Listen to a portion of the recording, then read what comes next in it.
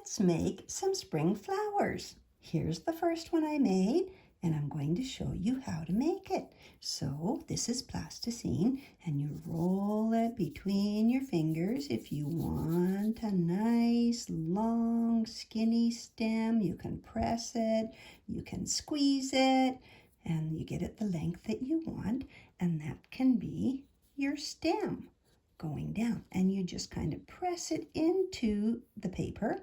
Add some leaves. Do you want it here?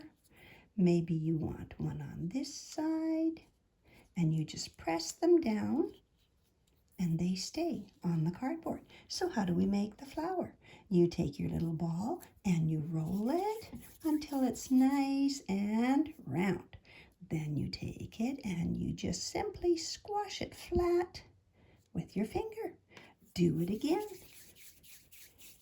Nice and round. Put it here and squash it flat. It doesn't matter if it's a different size or the same size. Go around. Put it here. Squash it flat. Now, so that I know where to finish up the other flower, I'm going to take my little yellow and I'm going to put it right in the middle and I'm going to squash it flat because that's going to be the center of my flower. Then I'm going to take another one. Actually, I have two and they're different sizes. So let's pinch off a little piece, put it on here, and we'll roll it. So I did those pretty fast. You just put it there. Put your other hand on top and you're rolling it and pressing your palms together. Okay, so there you go. You have another one that's nice and round. You put it where you want it and you squash it flat with your finger. Then you take your last one. 1, 2, 3, 4. And we're putting on one more. We'll put it right there. Squash it flat. And you have a beautiful flower.